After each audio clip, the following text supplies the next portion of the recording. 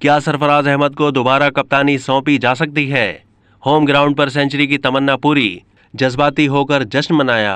सरफराज ने कप्तानी से मुताल्लिक क्या कहा?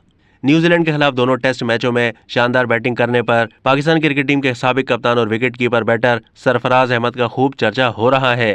कराची में प्रेस कॉन्फ्रेंस के दौरान सरफराज अहमद से टीम की कप्तानी और कितने साल तक खेलने के हवाले से सवाल पूछा गया। पाकिस्तान टीम की फिर से कप्तानी के सवाल पर सरफराज अहमद ने कहा है कि इस वक्त बाबर आजम टीम के कप्तान हैं और जब तक वो कप्तान हैं हम सबको उन्हें सपोर्ट करना चाहिए। मजीद कहा कि खेलने का ताल्लुक फॉर्म और फिटनेस से होता है। अगर आपके पास ये दोनों चीजें हैं तो आप 40 साल की उम्र तक भी खेल सकते हैं। टेस्ट सीरीज में मैन ऑफ द मैच और player of the series award हासिल करने वाले सरफराज अहमद का कहना है कि कराची टेस्ट की सेंचुरी मेरे कैरियर की सबसे बेहतरीन और यादगार सेंचुरी थी। ये सही वक्त पर बनी जिसकी खुशी है।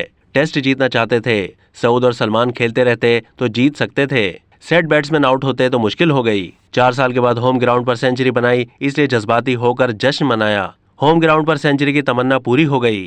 अब तक के लिए इतना ही। मजीद मालूमात के लिए डेली जंग के यूट्यूब चैनल को सब्सक्राइब कीजिए।